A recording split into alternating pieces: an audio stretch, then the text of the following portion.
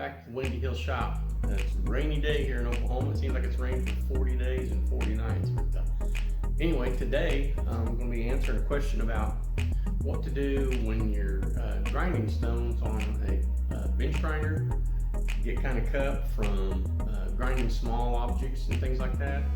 So I've got a few methods that I use, so a few tools that I use. So anyway, we'll try to cover those real quick and show you how to dress the grinding stone to get the surface back to flat. Okay, probably the least expensive and pretty easy to use is just this abrasive stone dresser. Those are like $5 or so at Lowe's. And then you can move on up to this one, which is much nicer. They run $30 to $40 depending on where you get them. Has replaceable wheels on it and easy to use as well. And then I've got this one that came with a newer Craftsman grinder that I have. Basically the same as the higher dollar model, except it came on the grinder. I don't know. I guess you can replace the wheels on it as well. So anyway, so we'll do those. We'll start out with the easy one, which is the little abrasive stone dresser, and the other two work exactly the same. It's just this one's got a little longer handle on it. Okay, regardless which one you use, you got to remember that when you're dressing a stone, you're removing some of the wheel diameter, and so those little pieces are going to be flying off somewhere, and it's really impossible to figure out where. So my suggestion is that you wear gloves, your PPE thing, and a face shield, even though the grinder has got its own little shield, and then hearing protection too. And always got to remember, your ears can only stand 80 decibels for 8 hours, so 80 over 8, you're doing hearing damage. Now today I'm going to be dressing the wheel on this old classic. It's an old Craftsman I've had for probably 30 years. Came with its own stand and everything, so it's pretty convenient. We'll raise the shield up here for just a second.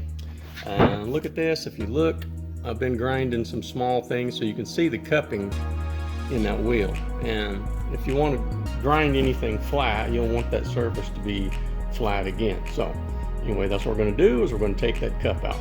I'm going to leave the guard up, the little shield, so you can see what's going on, and I'll try to get everything set up so you can get a close-up of what's going on here. Okay, now we're going to turn this on and let the wheel get up to speed. You don't want to start while it's turning slow, because it's just hard on the motor.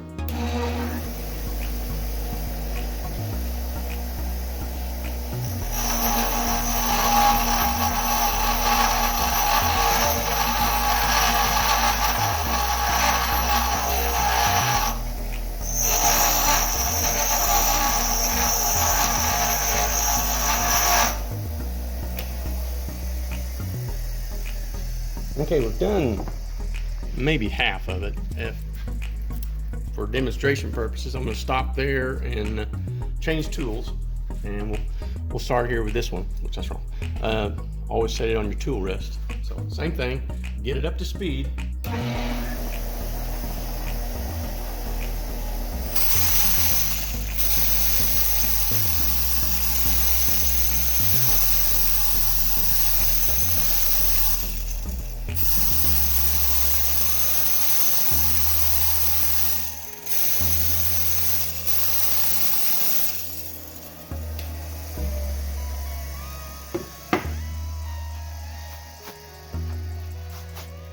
Okay, now kind of for a comparison, let it stop. See, probably, I could go a little farther, but probably 99% of that cup is gone. So we're pretty good and flat now. Okay, it's quick and easy, as you can see, and it just takes a few minutes, and you got a perfectly smooth wheel again, and it's a whole lot cheaper than going off and buying a new one, because if you get a good quality wheel, you could run anywhere between $15 and $30. So like I said, the more expensive of the two wheel dressers runs about $30, but you can do 100 wheels with it. So anyway, good way to save some money and get your grinder wheel back up in shape. Just call it wheel dressing. All right, so if that helped anybody, if you liked it, just hit the like button. Again, if you think it's the dumbest thing you've ever seen, give us a dislike, but be nice enough to tell us why. So, all right, thanks for watching. Okay, one last little safety tip, and that is after you dress your stone, make sure you check this gap between the tool rest and your stone. It should never be more than 1/8 of an inch. If it's more than that, then the grinding stone can grab whatever you're grinding on and pull it down through that gap, or throw it across your shop or something.